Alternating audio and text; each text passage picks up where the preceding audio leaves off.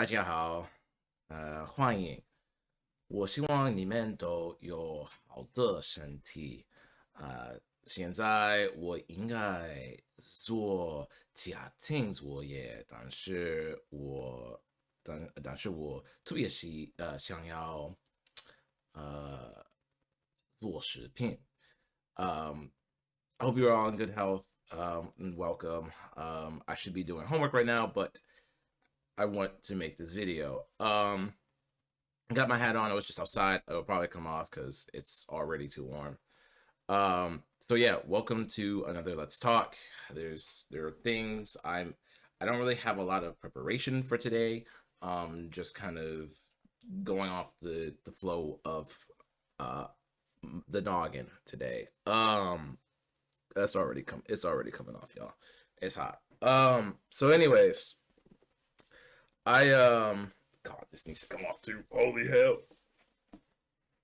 Why am I so warm? Oh, well, I know why. And I'm going to tell you why I'm so warm. So, um, I dropped off my fiance on campus and got home. Now I park in an alley um behind behind the building, and there's like an actual street like in front. Front is that way, despite the way we're angled here. Um, and so I always park. We park in the alleyway, and it doesn't get plowed. We had over a foot of snow fall the other day, and the alley is just clear enough for my car to get through. And so I was getting back. I was going to my parking spot, and I saw a van that was in the alleyway. And so I'm like, okay, well, maybe they'll move in a moment. So I just waited. They weren't moving, so I backed up, went out to actually go around because there are two ways to get into this alley. Just spit. Two ways to get into this alley.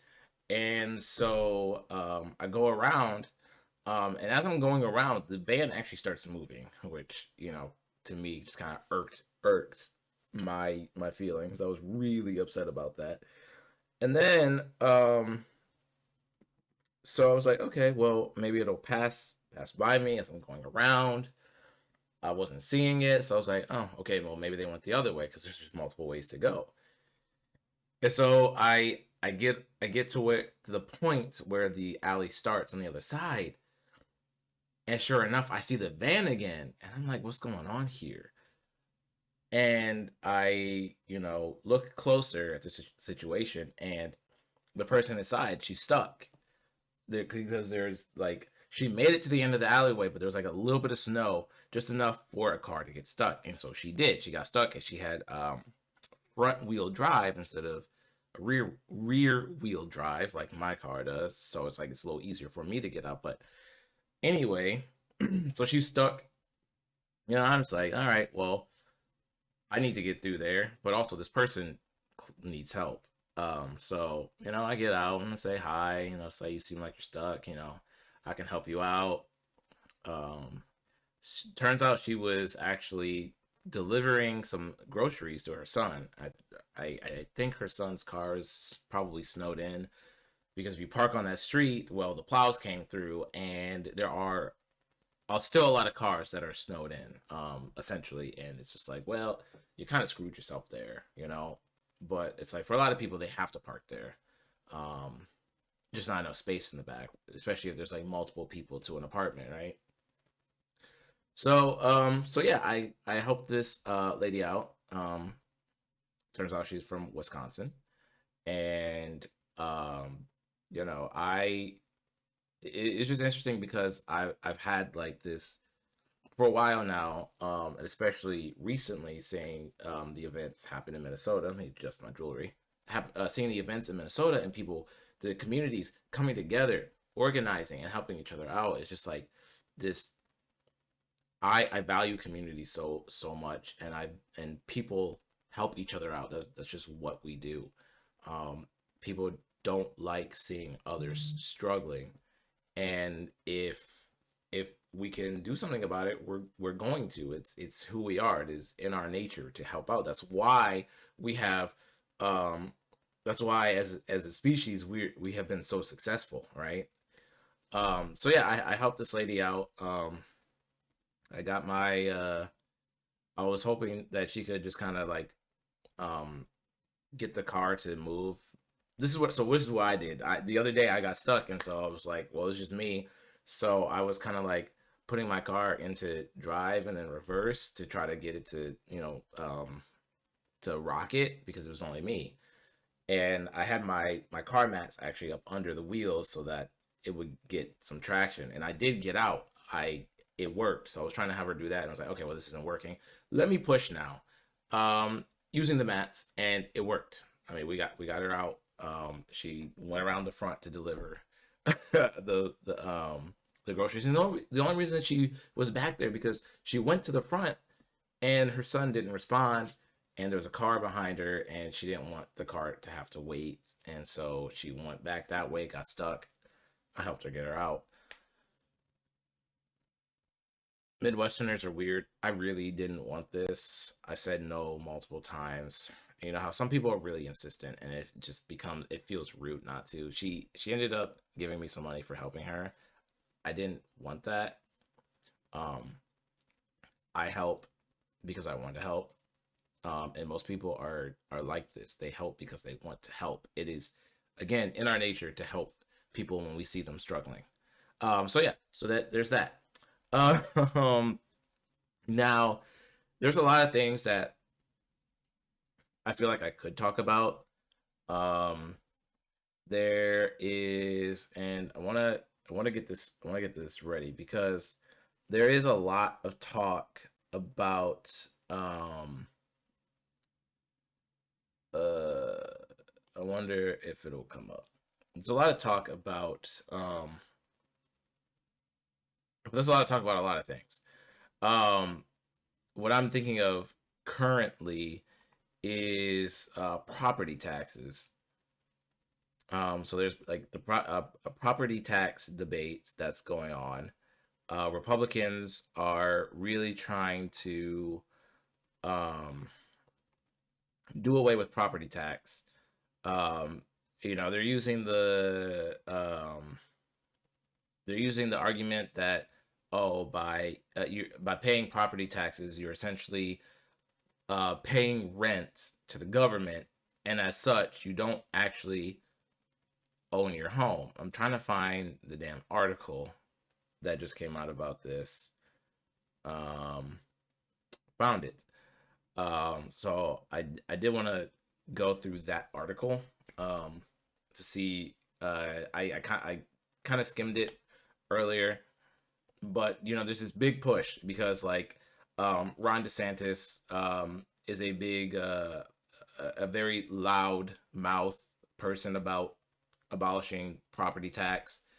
The state of Florida, they abolished income tax, and Donald Trump was like, "Oh, we could abolish the income tax because I'm like a very smart person," type of thing. It's like, no, you can't actually abolish the income tax, especially countrywide.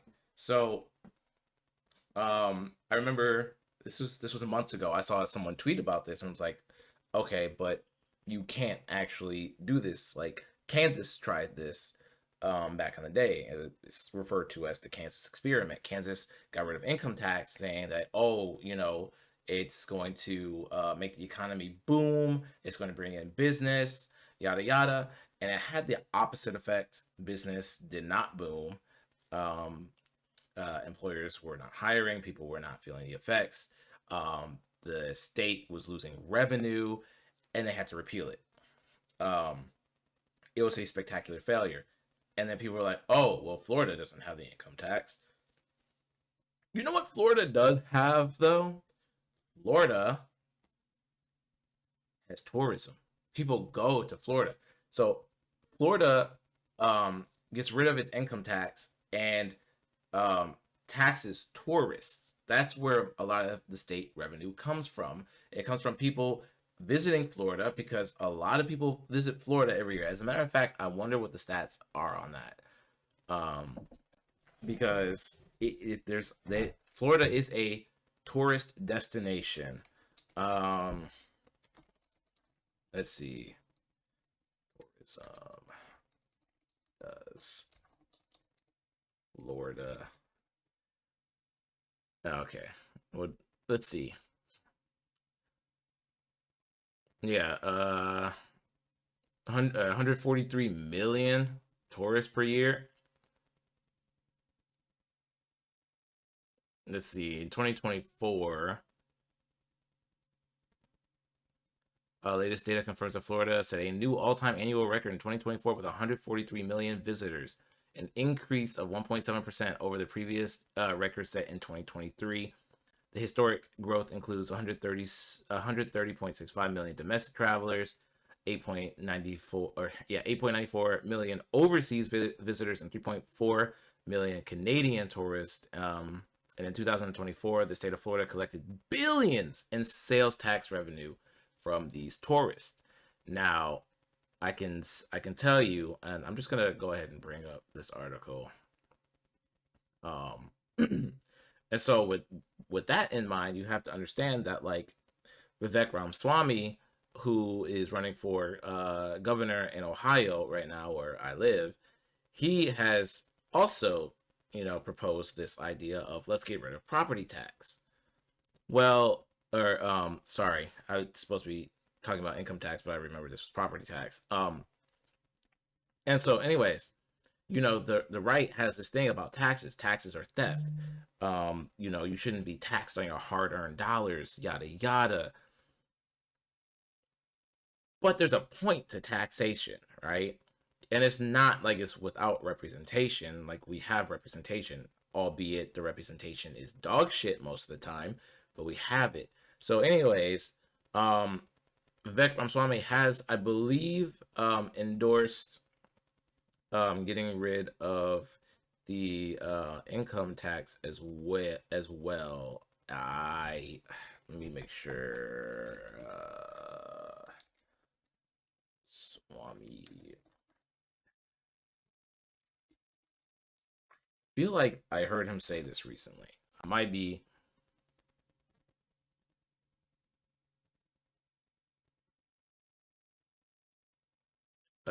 Ninth no income tax state. He does. Okay, that's what I thought. So Vivek Ramaswamy wants to make Ohio a no income tax state, right? So Forbes can kiss my ass. Sorry. Vivek Ramaswamy launched his bid in Ohio's next governor in Cincinnati on February 24th. The next day, his campaign received a game-changing boost with the announcement from President Donald Trump endorsement.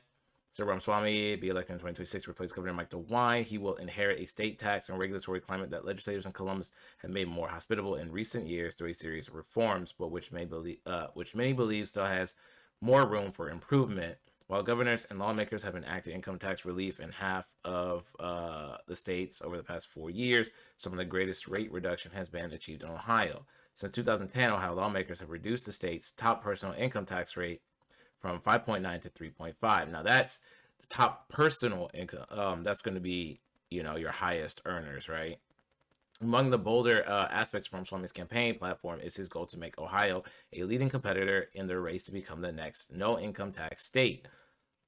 When asked by NBC's Youngstown affiliate about his proposal to phase out Ohio's income tax from Swami, told 21 News, he believes that removing income tax will attract more people to the state and help with economic growth. Ramaswamy pointed out that not only do 8 states already get by without an income tax, Ohio and most other states are losing residents to no income tax states.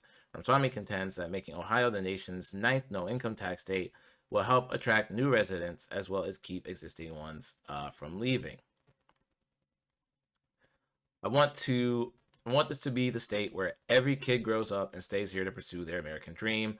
Ramaswamy said, adding that income tax eliminations will help make Ohio a state where people flock to move into and repatriate our kids here who have moved out of here to seek economic opportunity elsewhere. At the same time, Ramaswamy is touting the need for further state income tax reduction and even elimination. There is reason to believe he'd do well to make to also make phase out of local income taxes in Ohio a top priority. The fact that Ohio even allows local governments and school districts to impose their own income taxes on top of the state income tax, something that is not allowed in 34 states, puts the Buckeye State at a disadvantage in competing for job investment and new residents. Many would like to see Ramaswamy or whomever is elected governor take action to remove this disadvantage. We encourage all candidates running for governor to pursue aggressive tax reform at both the state and local level, says Greg Lawson, research fellow at the Buckeye Institute of Ohio-based think tank. Now, think tanks are the worst. Eliminating the state income tax can do with strategic foresight and budget discipline, given the efforts of our other states to accomplish this task. Such a focused effort will help to keep the state competitive. However, state leaders should also laser focus on streamlining Ohio's local governments in an effort to make them more efficient and ultimately reduce the local tax burden of the state. Local tax income rates in Ohio range from as high as 3% to as low as 0.5%. 418 municipalities across Ohio impose their own income tax. State lawmakers are often hesitant to introduce legislation that will likely draw the ire of local officials. A bill to reduce local government spending capacity also would result from the state preemption of local income taxes. Would likely do just that. Historical spending data, however, show that local income taxes can be eliminated with more modest rates of growth in municipal spending. Okay, this is getting really, really taxing on my... In addition to providing relief to millions of households, Ramaswamy's plan to eliminate Ohio's tax will also boost the job-creating capacity of small businesses, many of whom file under the individual income tax system. According to IRS data for 2022, more than 889,000 Ohio sole proprietors and LLCs filed under the individual income tax system. So again, this idea that getting rid of income tax is going to drive is going to help small businesses thrive or help provide jobs is a falsity. Now, I want to quickly look up which states don't have income tax. Oops. There we go. Sometimes my typing is bad. Alaska, Florida, Nevada, New Hampshire, South Dakota, Tennessee, Texas, Washington, and Wyoming. Now, I don't know. Now, I know Florida is a tourist hub. Yeah, Texas pays other taxes to help pay for schools, hospitals, healthcare, roads, airports, firefighters, businesses, public safety, and all kinds of other public services. For example, Texans pay some of the highest property tax rates in the United States. And guess who is getting ready to say, "Oh, we're going to do away with property taxes." Imagine what that would do to all kinds of services in the state.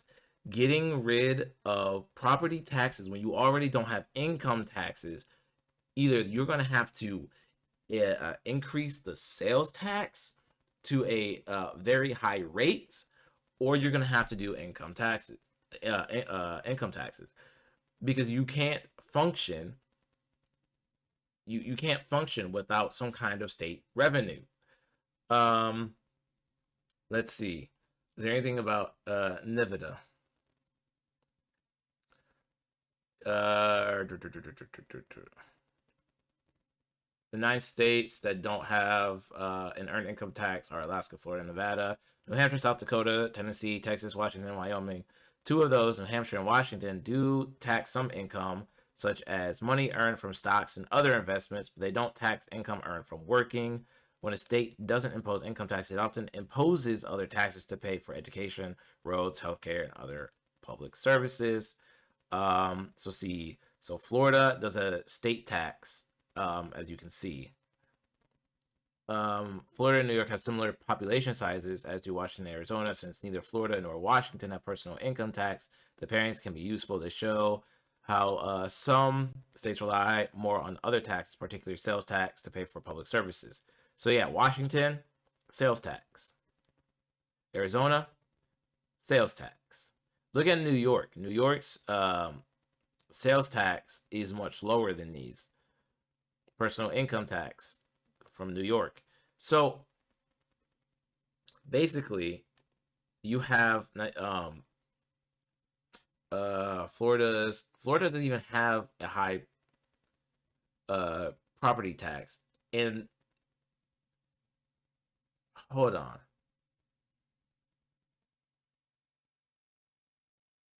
they have a corporate income tax, license fees. So I am under the impression that when it comes to Florida, I wonder just what percent of the population actually owns their home in Florida.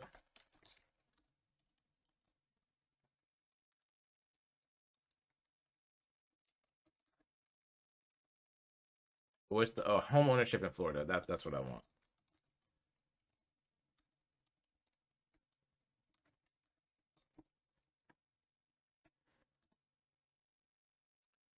Okay, so it's 68.4%.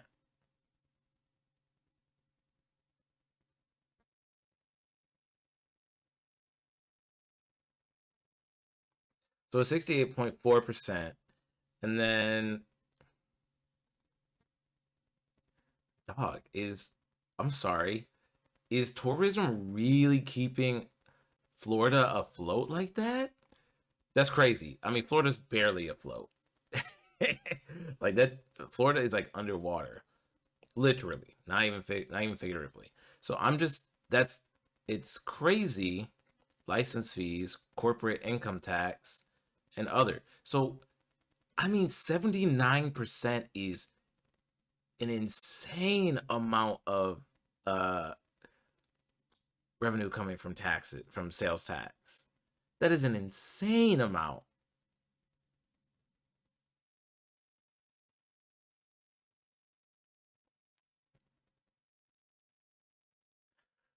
There are both benefits and drawbacks to living in states that don't impose a state income tax. You might save money, but that doesn't mean you will pay no taxes, and there are trade offs to consider. Sometimes states with no income tax do not have the best public services. Exactly. For example, you might want to move to a state such as Texas to avoid paying income tax, but you will need to be prepared to pay for more health care. Uh, yeah, pay more for healthcare. In general, Texas has some of the lowest government spendings on healthcare or public transportation. Yeah, I think what is it, Houston? People will tell you like the public transit in Houston is dog shit. When states impose higher property taxes or sales taxes to bring in enough money, when states impose higher property taxes or sales taxes to bring in enough money to make up for the lack of income tax, that can also affect the overall affordability of living in a no income state tax state. So it's not even like cheaper. This matters the most for lower income people because state sales taxes have a greater impact on overall affordability. For example, students going to college and working part time may have low incomes, but if they live in a state with a high sales tax instead of a income tax, they will be paying the same high rate as fully employed people with much higher incomes. As a result, the students may struggle more to make ends meet than the full time worker. It's crazy. So, yeah. So, anyway, my point here is that there has to be tax revenue. Otherwise, your state is going to suffer in other areas. No tax on income sounds great, but you're going to suffer in other areas. Now, this slimy lip dick motherfucker is one of the greatest spokespersons for no property tax. And I wanted to read this article um, by AP. It is a goal spreading among anti-tax crusaders. Eliminate all property taxes on homeowners. Rising property values have inflated tax bills in many states, but ending all homeowner taxes would cost billions or even tens of billions in most states. It is unclear if lawmakers can pull it off without harming schools and local governments that rely on taxes to provide services. And that's the big one when it comes to property taxes. As you know, schools get a mix of funding from local, state, and federal from the federal government. At the local level, a lot of it comes from property taxes. That's why if you are in an area with higher property taxes, your schools are going to be better than if you were in an area with low property taxes. Straightforward. But if you take this away, I mean, the schools that are in those better areas are still going to have more funding because they have wealthier people around to give to the school or to to invest into the school. Whereas people in rural areas or people in urban areas will suffer because they already didn't have high property taxes. They were already suffering in terms of school funding, and it furthers the uneven playing field for the people who don't have access already to those school funding and these school services, right? Um, let's continue. Officials in North Dakota say that say they are on their way using state oil money. Interesting. Wednesday, Republicans in Georgia House unveiled a complex effort to phase out homeowner property taxes by 2032. In Florida, GOP Governor Ron DeSantis says that that says that is his goal. Sorry, I was reading this incorrectly. In Florida, GOP Governor Ron DeSantis says that is his goal, with lawmakers currently considering phasing out non-school property taxes on homeowners over 10 years. See, I mean, even this motherfucker realizes that, hey, there has to be some kind of funding for schools. So we're going to take out take out property taxes that don't go to the schools, but we're going to keep that bit because we don't actually want to do any more with the schools. Like they hate public schools, by the way, and this is not secret. They hate public schooling. This is why the Department of Education is in free fall right now. They're trying to get rid of it. And in Texas, Republican Governor Greg Abbott says he wants to eliminate property taxes for schools. Again, you can't I mean, if you do that, like the amount of schools that will suffer, the amount of students who won't get an equal opportunity of education is going to be okay. Well, that was weird. I don't know what happened, but we're good. We're good. We're continuing on. Um, where was I? Republicans are echoing those who say taxes, especially when the tax man can seize. Sorry, let me start that over. I'm a little shaken up. Republicans are echoing those who say taxes, especially when the taxman can seize a house for a non-payment, mean no one truly owns property. I do think that I mentioned this. Sorry, I'm getting a little cold, so I'm just gonna throw that bad boy on. Okay, so no one should ever face the loss of their home because they can't pay rent to the government. Georgia Republican House Speaker John Burns of Newington said Wednesday. Oh, really, really interesting though that they're very concerned about homeowners losing their home, losing their well, I guess it's an asset, right? So it's not like when renters, people who are renting, you know, have a maybe a medical emergency that drains their bank account and they can't pay rent. Now they're facing eviction. No one cares about those people. But if we're talking about a house, which is an asset, then things, and of course it does matter. But these two things can matter at the same level. People need housing, and then it doesn't matter whether they own it or they're renting it. An eviction is an eviction, especially one based off something that is out of your control. It's kind of a violent means of our society existing. An election year tax revolt. These audacious election year efforts could be joined by ballot initiatives in Oklahoma and Ohio to eliminate all property taxes. Such initiatives were defeated in North Dakota in 2024 and failed to make the ballot in Nebraska that year. although organizers there are trying again. Another initiative in Michigan may also fail to make it to the ballot. We're very much in this property tax revolt era, which is not unique. It's not new. We've seen these revolts in the past. And Manish Bhatt, Vice President of State Tax Policy at the Tax Foundation, a Washington, D.C. group that is generally skeptical of new taxes.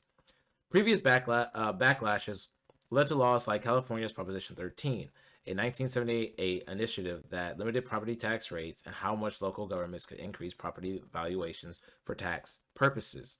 The efforts are aimed at voters like Tim Hodnett, a 65-year-old retiree in suburban Atlanta's Lawrenceville. Hodnett's annual property tax bill rose from $2,000 to $3,000 between 2018 and 2024. He sees those figures starkly because he paid off his mortgage years ago, and he pays his taxes all at once instead of making monthly payments. Hodnett says he is disabled and living on $30,000 a year. He is about to get a big property tax break because seniors in Gwinnett County are exempt from school property taxes, about 2/3 of his bill. But he would love to not pay that other $1,000 too. It would be nice to be exempt from property taxes, Hodnett said. Will there be replacement revenue? The question is whether local governments and K-12 schools should be expected to cut spending, or whether they will be allowed to make up revenue from some other source. I think the complete elimination of the property tax for homeowners is really going to be very difficult in most states and localities around the country, and undesirable in most places, said Adam Langley of Lincoln Institute of Land Policy, a Massachusetts nonprofit that studies land use and taxation. Florida Chief Financial Officer Blaise Ingoglia, I butchered that, a Republican, has been touring the state, arguing that local governments are overspending, trying to show they don't need $19 billion in property taxes they collect from homeowners, meaning the house is their primary residence. Local governments have been disputing those figures. Anytime a motherfucker comes up and tells you that the government is overspending, it has like no grounds in reality. Okay, like spending is at this point fake. It is just fake at this point. Okay, and also Republicans have always said the government is overspending. We need to be fiscally responsible. And then what happens after every Republican presidency, wherein the national debt is even higher. We have more national debt every time a Republican takes office. This is just the case. Let's see. So North Dakota, by contrast, is using earnings from the state's $13.4 billion oil tax savings account to gradually wipe out homeowner property taxes. Last year, North Dakota's Republican-controlled legislature expanded its primary residence tax credit from $500 to $1,600 a year. Officials in December said the tax credit wiped out property taxes for 50,000 households last year and reduced bills for nearly 100,000 more. That cost $400 million in state subsidies for the 2025-2026 tax year. It works, and we know we can build on it to provide even more relief and get property taxes to zero for the vast majority of North Dakota homeowners. Republican Governor Kelly Armstrong said the situation is murkier in Texas, which has been using state surplus funds to finance property tax reductions and undergo the Georgia proposal, which calls for shifting taxes around. A shift from property to sales taxes. Okay, we're almost done with this. Burns wants Georgia to wipe out $5.2 billion in homeowner property taxes, more than a quarter of the $19.9 billion in property taxes collected in 2024, telling cities, counties, and school districts to fall back on current or new sales taxes. Not only will Burns' plan need the Republican-led Senate to agree, but it will require Democratic support to meet the 2/3 hurdle for a state constitutional amendment, and then voter approval in November. While most property taxes go to schools, the majority of sales taxes don't in some communities. It's unclear if localities would redivide sales taxes. Also, local governments and schools will remain limited to a combined 5% sales tax rate, on top of the state's 4% rate. Some schools and governments might not be able to raise sales taxes enough to cover lost revenue. You have to have some other type of tax revenue coming in. Now, one could argue, oh, here's here's what we could do. If you take away property taxes, and maybe you got some ultra wealthy people that you could tax their assets, right? You could do that. Tax their assets. Um, Impose a larger tax on corporations that are operating in your state. So, that be that Walmart, Exxon, whoever the hell is in your state, increase the corporate rate on them. So you can do that because you have to have this tax revenue coming from somewhere else. I'm not even fully against like a property tax, reducing property tax or getting rid of it. I'm not fully against it, but you have to have some kind of revenue.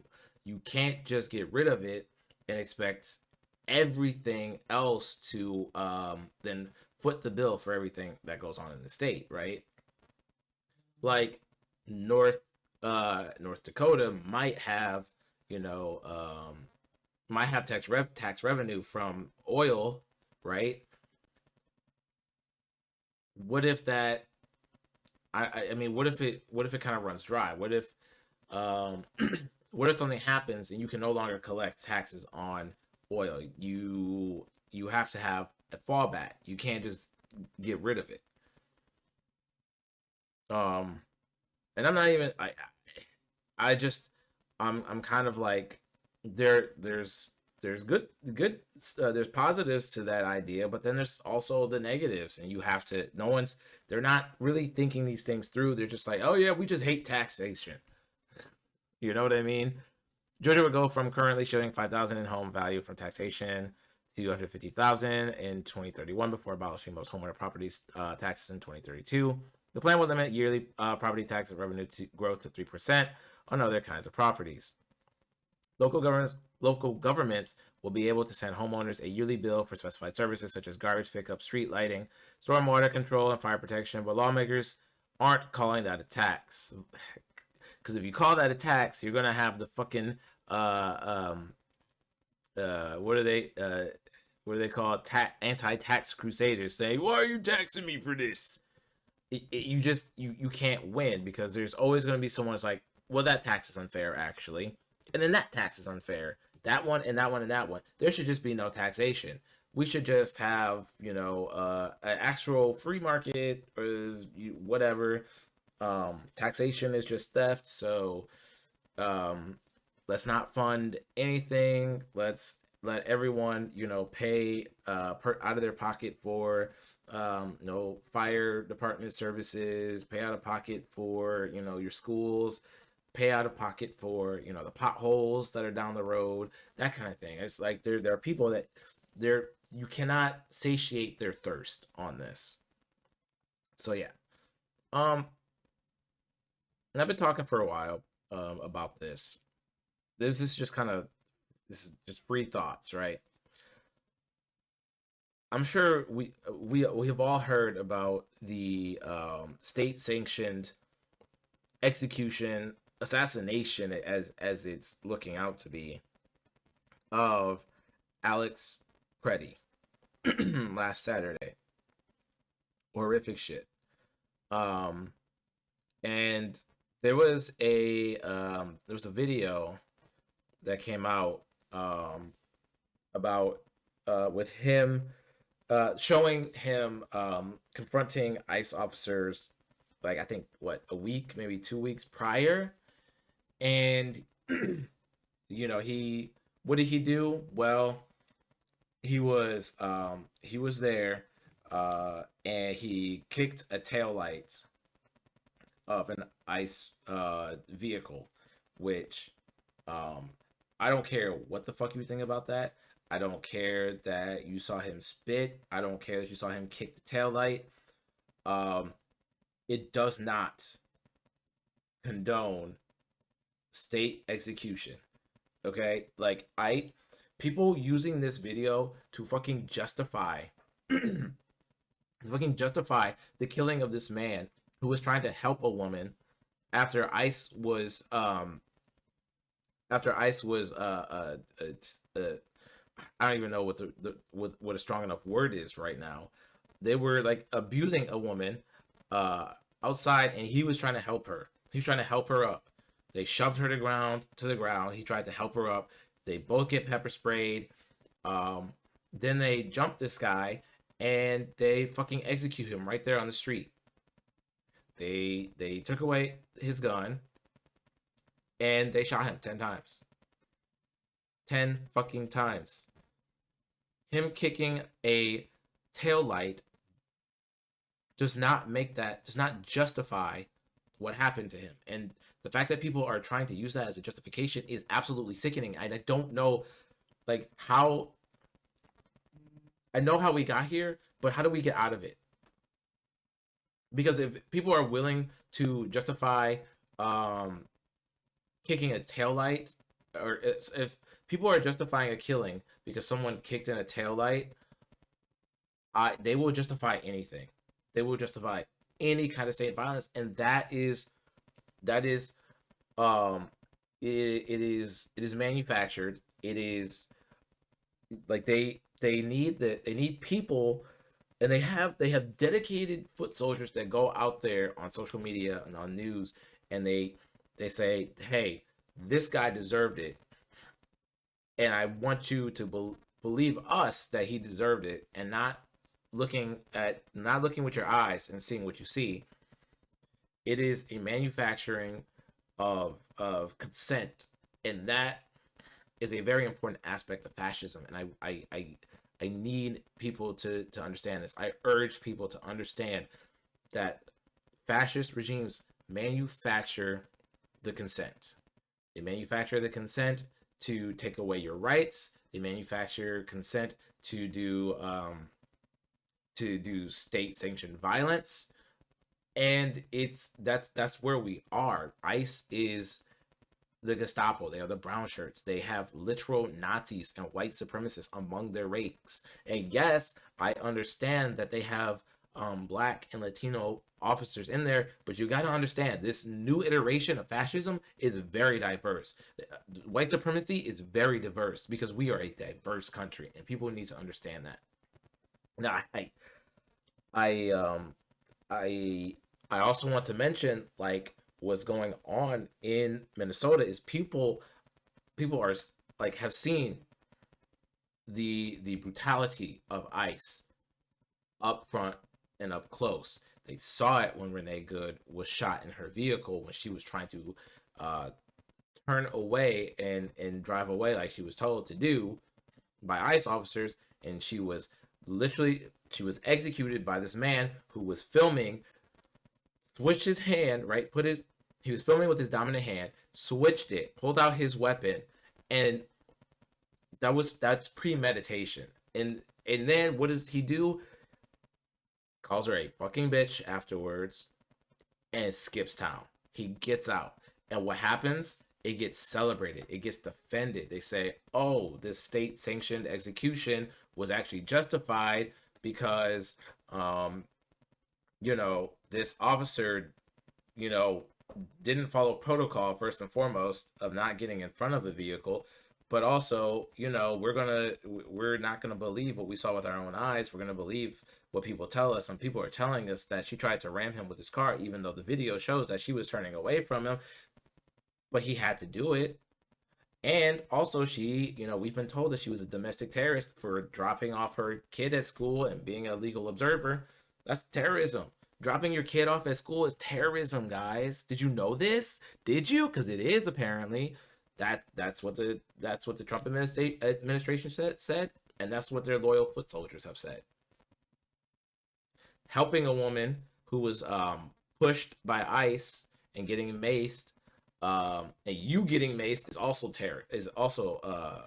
terrorism. Also, can you believe that after that, they went after like legally owning a gun and having a permit to carry? They went after it. They're doing the thing.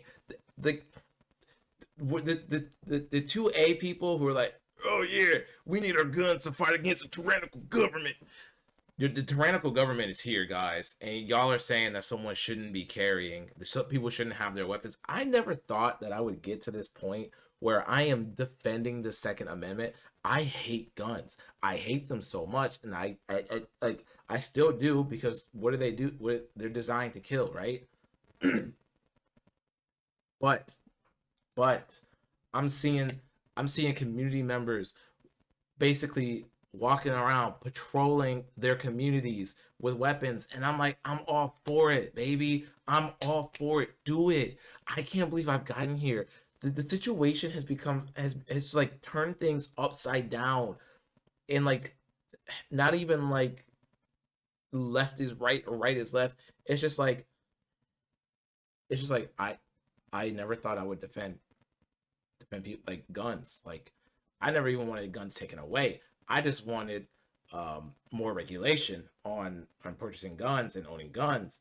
But now I'm just like, I want this community to be fucking armed to the teeth at this point, because you got ICE goons going around threatening to kill people. Did you see the one where the one Hispanic ICE officer was talking to a legal observer, and he said, "If you use your voice, I will erase your voice." And because of his accent, it sounds like it sounds like he says, "I'm gonna erase your boys." Like, erase your boys? No, erase your voice. He's going to kill him. That's in fucking insane. And then, you also have the right being so fucking what's the word? Being so hateful and spiteful of like Ilhan Omar.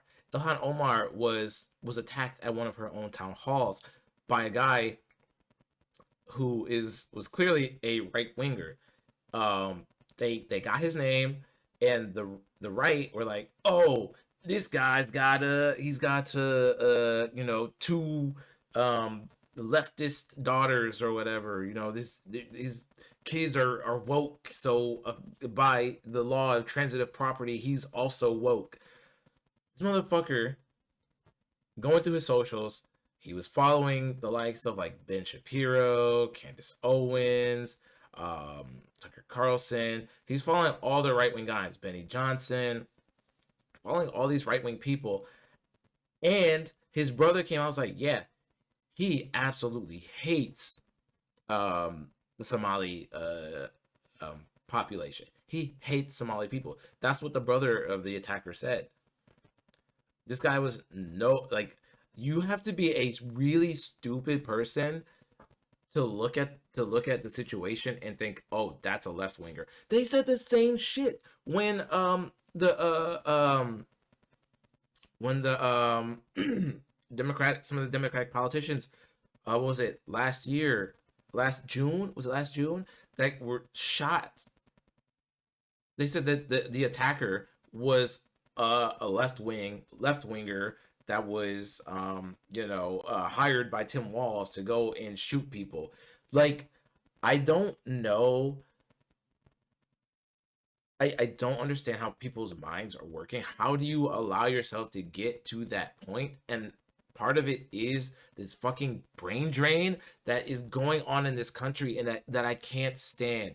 I can't stand. We're so stupid. And too many of us are like, yeah, man, that's dope. Let's all be stupid. Let's all not be able to think critically. They say fuck college, fuck public schools. Let's do homeschooling. Meanwhile, I'm like the dumbest guy who can't think critically about the world around me, and I'm just teaching my kid to think just like me. I'm not saying that all homeschooling is bad. There is some good homeschooling but that homeschooling is with actual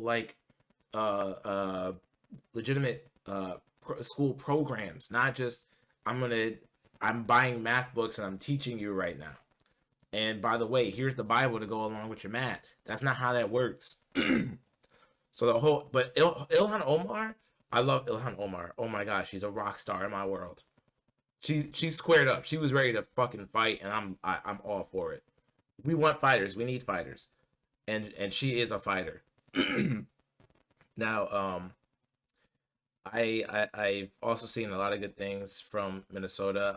Rokana went to Minnesota, and I saw a video, and I bookmarked it on Twitter, but unfortunately I did not hit the bookmark on it. But he was talking to one of the community members, and it was this younger black guy, maybe 30, between 30 35, and I mean, just the amount of leadership and heart in that community as this man was talking, and he got everyone around him to participate and talking to Rokana, like, hey, everybody, like, just like join in on, he would say something, and he would tell others to repeat it, and they would repeat it, and it was just so powerful.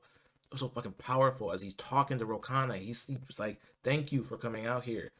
Like, this community's got heart, and they know right from wrong, and it just it literally like sends like such a feeling to my brain, like that is community, and that is what we need. Too many people don't have community. The last thing sorry, so I stand strong with Minnesota.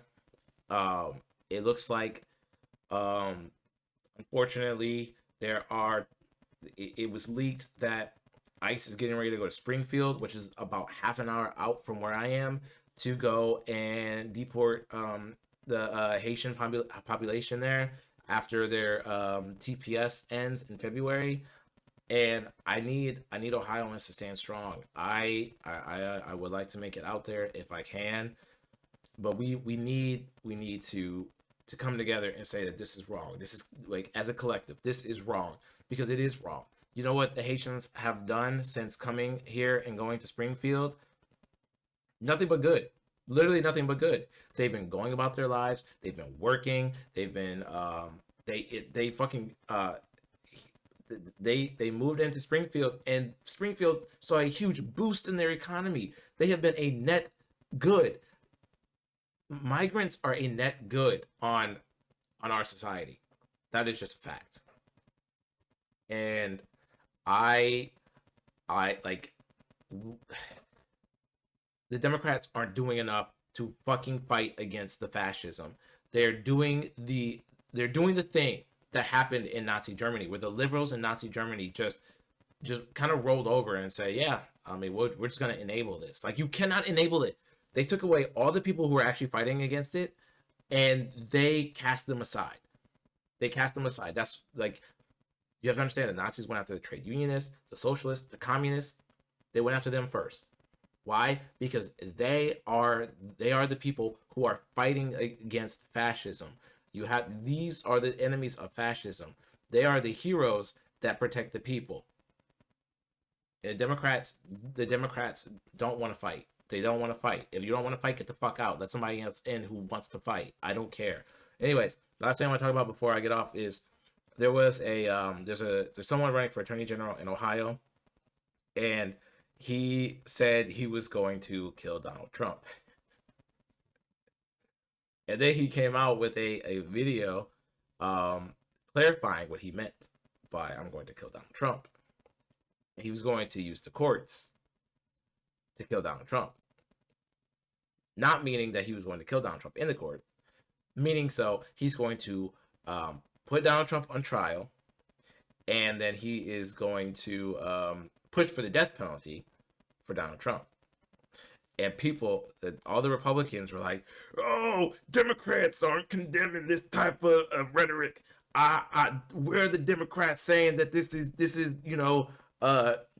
where's Democrats calling to tone down the rhetoric, yada yada yada." Like, shut the fuck up. Shut the fuck up. So, okay. So first, here is the video. Why did I go into full screen? I don't want to go into full screen. That's my bad, y'all. Oh, I don't have it. Hopefully it's not too loud.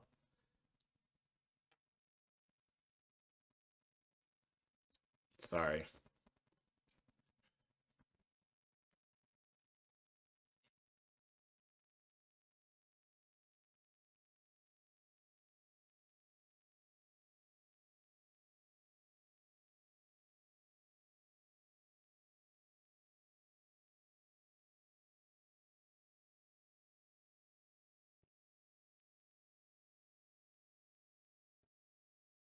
So, this person said, the person who tweeted this video said, "It's so vile that some of you may need to see. Some of you may need to see this to believe." Here you go.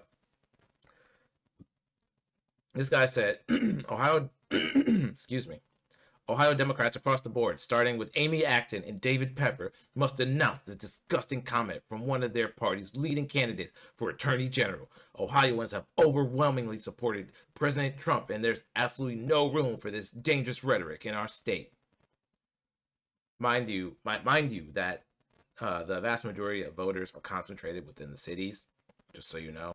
Ohio did vote red, but again, you had a lot of people stay home in the 2024 election.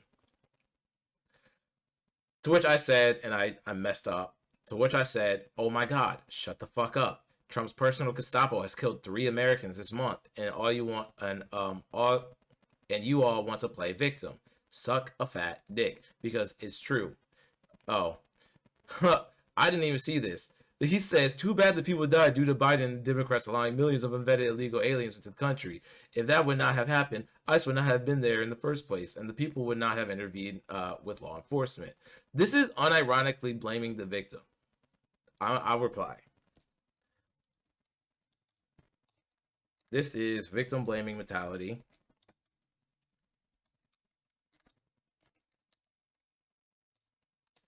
And even worse, being a fucking sheep. You are sorry, you are literally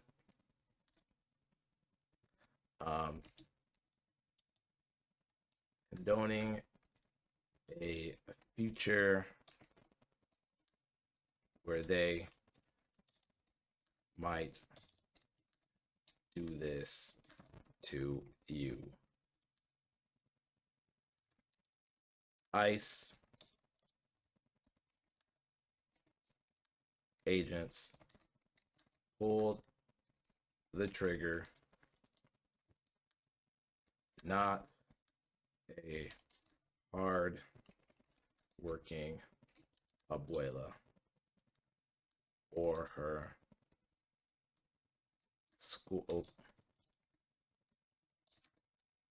school-aged grandchildren. All right. So, so yeah, it is that tweet literally, or that video, broke people's brains. The right is so incredibly they're so incredibly egregious in their own rhetoric, calling for the death of people that they disagree with. They call for the most brutal thing at any moment towards minority groups, calling, being absolutely disgusting, calling for people to be hanged for treason all the fucking time. Elon Musk literally did it just days prior to Ilhan Omar being attacked at her own town hall. Okay, so you have to understand, like, these people don't actually care about, they don't care about what's being said. They care who is saying it, because they are professional victims, and it fucking pisses me off that we just allow them to do it, and they get a boost from the most egocentric, maladaptive man who is also happens to be the richest man on the planet and owns Twitter. They get boosted by him, okay? And so we all have to act as if it's normal. No, they're not normal. They are not normal. They're weird and they're terrible people. Okay, like Hassan Piker says enough. Democrats don't hate Republicans enough. They don't hate them enough, and they need to have more hatred for the Republicans, because the Republicans already hate you, and they say it every day. They literally will call for your death every goddamn day, and you just sit there. It's like, oh no, we have to be fair. We have to reach down the aisle and talk about things. No, don't talk about anything. Force your agenda, because you have the better agenda. It's minimal at most of the times, but you're not advocating for fucking people dying, okay? And it's just it's mind-boggling that we can't get through to these people, to the Democrats in power. Like, that's why we love the people who are fighters. I love Ilhan Omar, Rashida Tlaib, Summer Lee. I mean, I still got a lot of love for AOC. She pisses me off at times, but I got a lot of love for AOC. Bernie Sanders, he's old as hell. But goddamn, I mean, he could do, like, I got my issues, but I love Bernie Sanders. He's doing things. Meanwhile, you got Tim Walz over there, like, showing his belly. Like, no, tell the people to be pissed. Tell ICE to get the fuck out. Don't talk to them. God damn it, dude. If he would, I would. Oh god. If Tim Walz was like, and Tim Walz and Jacob Fry were like, we're now going to use the our local law enforcement and National Guard to start rounding up ICE agents. We're going to put them into our own detention centers, whatever. We're going to put them in jail. We're stripping them of their weapons, their badges. They are now in prison. Anytime we see them on the streets, we are collecting them. And unless you pull them out, then they're just going to keep getting arrested. Oh, and you're not getting the ones back that we've arrested. We're actually going to have tribunals. We're going to put them on trial, and they will not see the light of day for years to come. If he did that, oh my god, I might die happy. Oh, fuck, dude, that would be amazing. Anyways, I gotta get going, guys. Whew, thank you for listening to me rant, because I got a lot of thoughts. I really do, and I want to share them with you. So, with that being said, guys, stay safe, stay cognizant of what's happening. Remember to think critically, and hold your elected officials accountable. Call. I was calling the other day. I was calling Bernie Moreno and John Husted. I can't ever pronounce his name right, and it doesn't even fucking matter. He's a terrible, terrible person for what he's voted for. But call. Anyways, guys, take care.